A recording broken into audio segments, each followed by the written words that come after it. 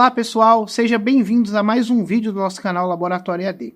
Você conhece esse canal, você sabe que esse canal a gente conversa sobre coisas relativas à educação à distância, à legislação educacional e coisas ali que permeiam o mundo da educação. No vídeo de hoje a gente vai fazer um react, né, uma reação ali a um vídeo do professor Ulisses Teixeira. Ulisses Teixeira, como vocês sabem, é diretor de avaliação do INEP.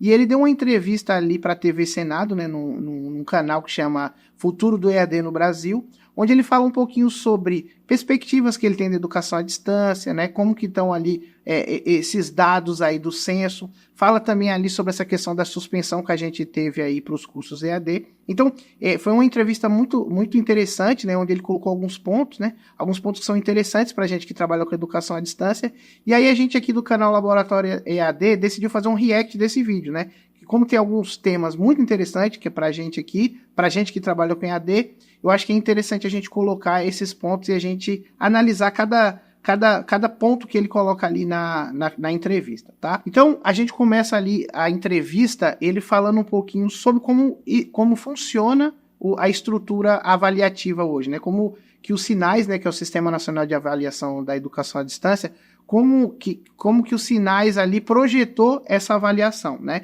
Então, é aquilo que a gente já sabe. Então, ele fala ali que a gente tem uma avaliação interna, né? Aquela avaliação interna está ligada a CPA, né? Está ligada ali aos projetos internos da instituição. A gente tem uma avaliação externa, né? Que hoje é feita ali por avaliadores. Então, o INEP ali, o Ministério da Educação, ele manda alguns avaliadores, né, para a instituição de ensino, para eles avaliarem os cursos, a instituição. Então a gente tem também essa avaliação externa. E tem mais dois pontos ali que ele coloca que são hoje o ENAD, né? O ENAD, então, ele acontece ali a cada triênio, né? Então a cada 3 anos. E cada vez o ENAD avalia um tipo de curso. Então, por exemplo, esse ano que passou aí foi engenharia e curso na área de saúde. O próximo aí, que vai ser agora em novembro, vai avaliar os cursos de licenciatura, tá?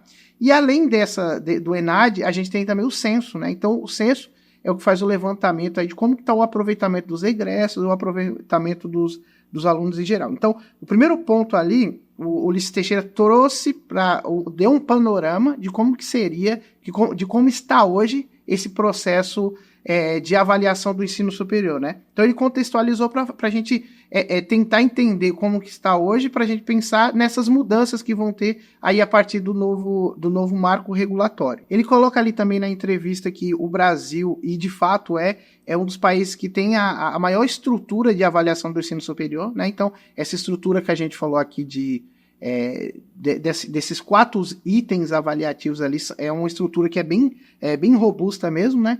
E então o Brasil é um país pioneiro e também um país que tem uma estrutura de avaliação robusta, né? Então a gente tem sempre olhar para isso, né? A gente às vezes acha que o Brasil não tem uma estrutura de avaliação do ensino superior correta, né? Baseada ali nos outros países que tem cada uma estrutura, mas a avaliação dos sinais no Brasil, ela é muito completa, né? Ele deu exemplos ali, inclusive, de que você consegue ter mapeado ali cada professor, qual a sua área de educação, qual a sua área de atuação, para a gente conseguir ter algo bem amplo. Então, assim, o MEC hoje, o INEP hoje consegue monitorar toda essa estrutura, né? Então, é uma estrutura bem robusta que acontece aqui no Brasil. E também, essa estrutura está muito bem mapeada lá no painel do site do INEP, né? Então, se você entra hoje lá no site do INEP, você vai ver todas essas avaliações, os dados do censo, os dados do ENAD, tudo isso daí mapeado, tudo isso daí colocado em forma de gráfico, para a gente ter isso de forma muito transparente, tá? Então, além do Brasil ter essa estrutura de avaliação bem estruturada, né? Ela é muito bem estruturada, também todos os dados estão colocados ali de forma transparente para quem quiser consultar e a hora que quiser consultar isso daí. Então isso é uma coisa bem bacana para a gente mesmo avaliar e tomar ter as nossas considerações, né? Então foi colocado, por exemplo, aí no último censo que a educação à distância ela teve números inferiores à educação presencial. Então eles colocam esses dados lá para a gente observar e ver que realmente os dados que estão colocados lá, que foram discutidos, são dados evidenciados, né, que tem ali seus indicadores e estão de forma transparente para a gente analisar. Outro ponto interessante que ele falou também, que é muito bacana, é que ele deixa claro que todas as instituições, né, então quando a Júnia, que é a entrevistadora, pergunta como que está esse processo avaliativo hoje, ele deixa claro que todas as instituições que existem hoje, elas passaram pelo crivo do MEC. E se elas estão lá oferecendo seus cursos, estão funcionando, é porque elas têm autoridade para estar lá, né? Porque passaram pelo crivo do MEC. Então, assim, é uma coisa muito importante porque a gente tem isso colocado em xeque hoje o tempo todo, que se essas instituições que oferecem curso EAD, realmente elas eram para estar ali existindo, se realmente elas são instituições de credibilidade, só que o próprio Ulisses aqui fala, se essas instituições estão ali, estão oferecendo seu curso, estão regulares, é porque passaram pelo crivo do MEC e tem toda a autoridade para estar ali. Então isso é um dado muito importante. As instituições que existem hoje, que oferecem seus cursos, passaram pelo crivo do MEC e todas elas têm autonomia para oferecer seus cursos, já que passaram por esse processo avaliativo e foram bem sucedidas nesse processo avaliativo. Depois ele vem com um ponto ali fundamental, acho, na fala dele, que diz respeito a esses dados do censo, né? Então, ele, quando questionado ali pela apresentadora, fala que, olha, realmente, a gente teve um censo, e nesse censo observou-se que alunos do presencial tinham um aproveitamento melhor do que alunos do EAD, né? Então foi isso que ele coloca até, inclusive, que justificou o ministro Camilo Santana paralisar esse processo de autorização de cursos EAD e rever todo o processo, né? Então, a partir dos dados do censo ali foi observado isso. Alunos do presencial tinham um aproveitamento melhor nas provas do ENAD do que os alunos do EAD. Mas aí ele coloca um fator que é importante. Ele fala que questões até que a gente já discutiu aqui no canal. Não pode ser levado em consideração apenas o aproveitamento do aluno do presencial do EAD sem outros critérios avaliativos. Então ele dá exemplos de os alunos do EAD são alunos mais velhos, são alunos que têm uma jornada de trabalho maior, são alunos que são o primeiro da sua casa a se formar, a entrar na instituição de ensino. Então, todos esses fatores contribuem para que e ele fala que já tem estudos, tem bibliografia sobre isso, e existe mesmo, de que todos esses fatores contribuem para que o aluno tenha um aproveitamento menor. Então, assim, não é uma observação justa, né, a gente fazer uma distinção entre EAD e presencial. O EAD tem alunos ruins e o presencial tem aluno bom.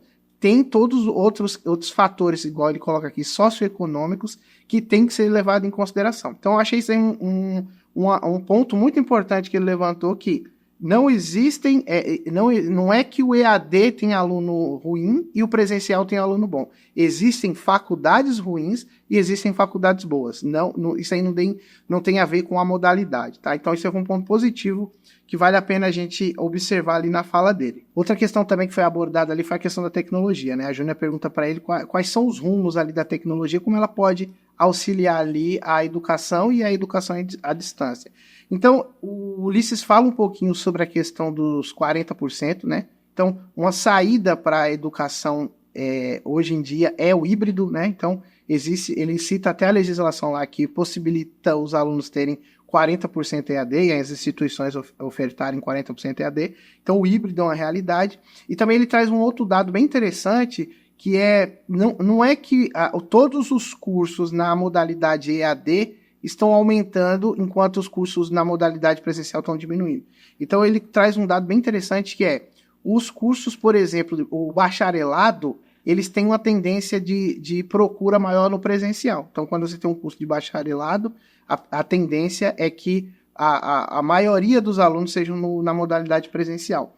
Quando a gente traz aí dados, por exemplo, de licenciaturas, a gente tem 60-40, né? 60% para o EAD e 40% para o ensino presencial. O número mais gritante diz respeito aos tecnólogos. Então, os tecnólogos, a gente vai ter ali uma procura de 80% em cursos EAD e 20% presencial, tá? Então, assim, nessa parte ali da entrevista ele fala um pouquinho sobre a tecnologia, e ele fala que a tecnologia é algo que não tem como a gente escapar mais. Então, assim, existe às vezes uma preocupação, pô, mas os cursos à distância ou virtual vão sumir? Não, é o que ele coloca ali, é um caminho sem volta, né? Cada vez mais a educação tem que aprender a caminhar de mãos dadas ali com a tecnologia, e uma saída para isso talvez seja o híbrido, que é essa grade ali onde ela é dividida entre presencial e EAD. Não sei, talvez seja uma tendência, né? A gente já ouviu aí muito se falar que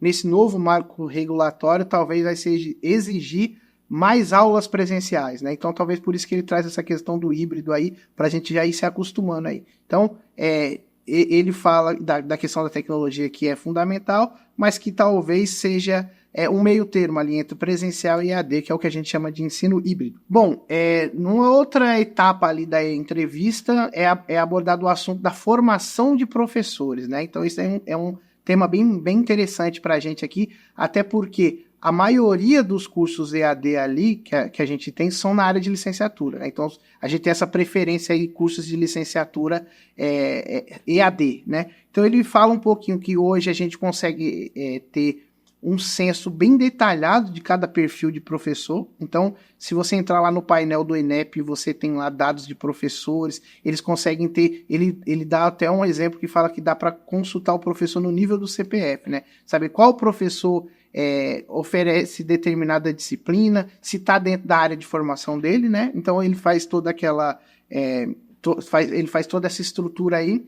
E aí é importante porque a gente tem essa indefinição, como será daqui para frente esses cursos da Resolução 2, né, de formação pedagógica. Então, será que eles vão continuar? Será que eles não vão continuar? Mas o professor Ulisses já traz um dado que implica muito nessa questão da necessidade desses professores no EAD, né? Então, ele traz uma informação bem interessante que nenhum professor hoje aqui no Brasil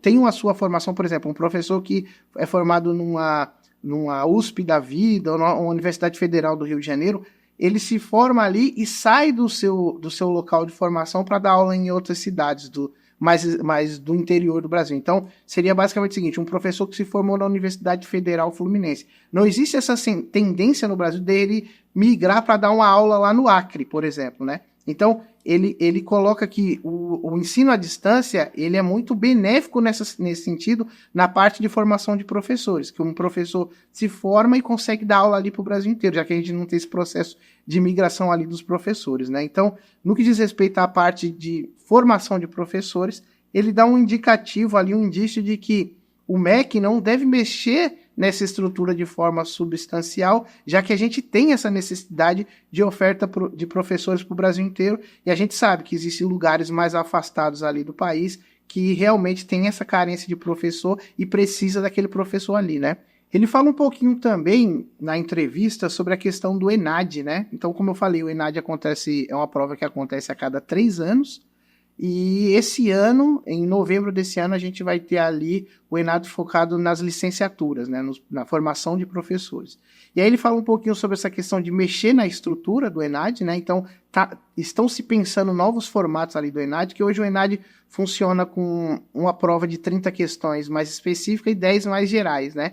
Então eles querem, dentro daquela estrutura das específicas, fazer algo que seja mais caso prático mesmo, né? Então, não, por exemplo, uma formação de professor de matemática, não só pensar como o professor consegue resolver um problema, né? Mas sim um problema prático do dia a dia, né? A gente sabe que existe muito professor que ele é muito bom do ponto de vista técnico, né? Então conhece muito a matéria dele, só que dar aula exige outras habilidades, né? Exige a docência, a metodologia, a didática. Então, assim, é muito importante que o professor, além do conhecimento técnico dele, que isso aí é crucial, ele tenha também um conhecimento ali de docência, né? Então, pelo que o professor Ulisses está colocando ali, vão ser exigidos esses pontos aí a mais no ENAD. Algo que consiga captar ali que o professor tem um conhecimento técnico, mas também ele consegue resolver problemas práticos e ter uma didática boa, né? Então, não sei como eles vão conseguir aplicar isso dentro de uma prova, mas ele falou que essa cultura ali da prova do ENAD está sendo modificada para deixar ela mais abrangente, né, e mais aplicável ali para o dia a dia do ensino e da formação de professores. Quando se falou sobre essa suspensão dos cursos de graduação, né, o professor Ulisses ali saiu um pouco meio que pela tangente ali, mas mesmo assim não deixou de responder a pergunta. Então ele falou que isso daí então não foi algo, como a gente falou aqui, ele é diretor de avaliação, né? Então ele falou assim, isso aí não foi algo da avaliação, e sim mais algo da regulação, né? De responsabilidade da regulação. Então ele falou que tudo isso surgiu principalmente quando foram apresentados os dados do censo, e o ministro Camilo olhou e viu que tinha aquela discrepância de notas entre os alunos do presencial e do EAD e decidiu repensar aquilo ali, fazer algo que abrisse uma discussão para se pensar a respeito daquelas notas que tinham saído ali. Então, o Ulisses coloca ali que essa estrutura pode ser benéfica, porque a partir desses novos indicadores, né? Então, eles estão criando novos indicadores. A gente, no nosso próximo vídeo, a gente vai trazer uma apresentação que teve sobre esses novos indicadores do INEP, né? E aí a gente vai ver que eles já propuseram algumas modificações. Mas ele falou aqui, então, nessa entrevista, que essas modificações podem ser benéficas para o EAD. Por quê? Pode evidenciar, de fato, que o EAD tem qualidade, que o problema não é o EAD, e sim, como a gente falou no começo do vídeo, existem faculdades ruins e faculdades boas. Então, o que o professor Ulisses traz aqui é que, de repente, essa suspensão, que a gente sabe que é uma coisa ruim, porque trouxe uma preocupação para a comunidade acadêmica sobre o EAD, deixou algumas instituições fora do processo de avaliação nesse semestre,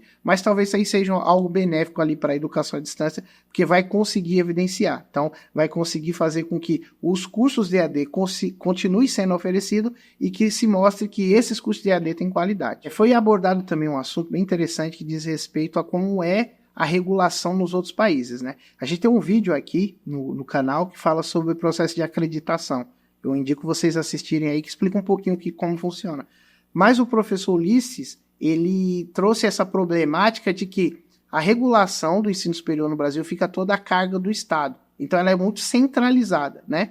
E que existem outros países aí onde existem associações que ajudam a regular o processo avaliativo do ensino superior, que é basicamente o que a gente falou nesse vídeo aí sobre acreditação, né? Então, hoje no Brasil, o Ministério da Educação fica com toda essa responsabilidade de avaliar, além do ensino básico que ele tem que avaliar, o ensino superior também, tá? Então, ele falou que isso aí é uma carga muito grande e que em outros países, como aqui na Mercosul, ou em países ali do norte da América, né, existem esses processos de acreditação, existem também processos onde existe uma descentralização do sistema avaliativo e existem associações que ajudam a regular isso daí. Bom, para finalizar a entrevista dele, ele respondeu uma pergunta que a Júnia fez com muita maestria, que foi: será que vale a pena hoje? Qual que seria a sua dica, né? Ela perguntou qual que seria a sua instrução para um aluno que está começando hoje. Faz ou não faz um curso de ensino superior, né? E quais são as novas tendências? E aí ele respondeu de uma forma bem interessante, que é algo que já se discute há muito tempo, que é a questão das microcertificações. Então ele falou o seguinte: eu indicaria hoje para um jovem que fizesse, né, um curso de graduação, né, que entrasse numa universidade, só que indicaria às instituições que trabalhassem esse processo de microcertificações. O que seria isso? O aluno, em vez de ele ficar 3, 4, 5 anos na faculdade, ele tem cursos mais profissionalizantes. Então, vamos dar um exemplo. Digamos que em vez de eu fazer um curso de Sistema da Informação, que é um curso ali que tem 4 ou 5 anos, e eu sou um programador, eu quero entrar logo no mercado de trabalho, eu tenho essa necessidade, eu faço essas microcertificações. Então, em vez de eu fazer um curso de Sistema da Informação, eu vou fazer um curso ali de Programação Back-end, que está na grade de Sistema da Informação. Só que com 4 ou 5 disciplinas, eu consigo ter uma formação ali e consigo ter uma microcertificação. Isso atende tanto no contexto micro como no contexto macro. Então, por exemplo, eu posso fazer essas disciplinas, gerar essa microcertificação que depois pode ser certificada, né? Pode ser utilizada no mercado de trabalho, só que também ela pode ser utilizada lá na frente para eu fazer um acúmulo daqueles microcertificados e girar meu diploma de graduação. Então isso aí atenderia de forma geral. Eu achei essa saída uma saída muito interessante, né? Eu acho que inclusive uma tendência, né, que as instituições futuramente vão ter que trabalhar nesse contexto além do diploma, ali no final dos 4 anos, as microcertificações, e isso aí só diz respeito à questão de legislação mesmo, de ser adaptada a algo nesse sentido, mas é uma tendência e do jeito que as coisas vão caminhando de forma rápida na educação, isso daí é algo que vai acontecer logo logo. Bom, o próprio professor Ulisses, né, então finaliza ali a entrevista, só que a entrevista finaliza falando de um evento, né, que é o evento da CIAED, o 29ª edição do CIAED, que é um evento que se discute educação à distância, um evento feito pela ABED, e onde vai se discutir educação à distância. E nós estivemos lá, nós da Conta de Tech estivemos lá na CIAED e assistimos a palestra do professor Ulisses e de outros componentes ali do INEP, da parte avaliativa do INEP, e a gente vai trazer também um react sobre o que foi essa palestra e o que eles apresentaram, que é basicamente novas propostas de como será esse novo marco regulatório. Então, no próximo vídeo, não perca esse vídeo, vai estar falando sobre como que vai ser esse instrumento avaliativo novo, né? O que a gente pode esperar desse sistema avaliativo novo. Então, vai ser um vídeo bem interessante. A gente vai trazer aqui na nossa próxima semana. E eu espero que vocês assistam, que vai ser tem muito a ver com o que está acontecendo agora na educação à distância e vai ser bem útil para todos nós da comunidade de educação. Bom, espero que esse vídeo tenha sido claro, né? A gente procurou aqui então fazer uma reação ali à entrevista do professor Ulisses Teixeira, né, que é presidente ali de avaliação do INEP. Espero que vocês tenham gostado. Não deixe de compartilhar esse vídeo aí para a nossa comunidade educacional. Se inscreva no canal, curta e compartilhe esse vídeo aí com o máximo de colegas que vocês conseguirem. Muito obrigado.